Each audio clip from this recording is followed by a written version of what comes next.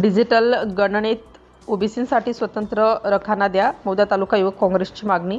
केंद्र शासनामार्फत राबवल्या जाणाऱ्या डिजिटल जनगणना मोहिमेत इतर मागासवर्गीय ओबीसी समाजासाठी स्वतंत्र रकाना उपलब्ध करून देण्यात यावा अशी मागणी मौदा तालुका युवक काँग्रेसचे अध्यक्ष धीरज मोहनजी ठोंबरे यांनी केली आहे. या संदर्भात आज दिनांक 29 मे रोजी काँग्रेसचे युवक कार्यकर्ते विकी साठवणे मौदा व स्वप्नीलजी श्रावणकर माजी सभापती पंचायत समिती मौदा यांनी तहसीलदार दत्तात्रय निंबाळकर यांना नुकतेच निवेदन दिले. ओबीसी समाजावर अन्यायाची शक्यता निवेदनात नमूद केल्यानुसार सध्याच्या डिजिटल जनगणना मोबाईल ॲपमधील कॉलम क्रमांक 13 मध्ये अनुसूचित जाती कोड 1 आणि अनुसूचित जमाती कोड 2 असे पर्याय आहेत. मात्र ओबीसी समाजासाठी स्वतंत्र कोड किंवा रकाना देण्यात आलेला नाही.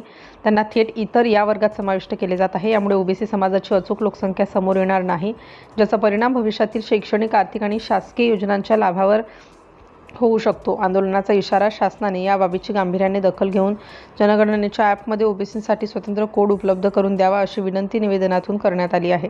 मागणी मान्य न झाल्यास ओबीसी बांधवांकडून जनगणनेच्या प्रक्रियेला विरोध केला जाईल आणि तीव्र आंदोलन छेडण्यात येईल असा इशारा माजी सभापती पंचायत समिती मौदा स्वप्नीलजी श्रावणकर, काँग्रेसचे युवा नेता विकी साठवणे व इतर युवक काँग्रेसने दिला आहे. सिटी इंडिया न्यूजसाठी नागपूर जिल्हा उपसंपादक अनिल ढोलवार.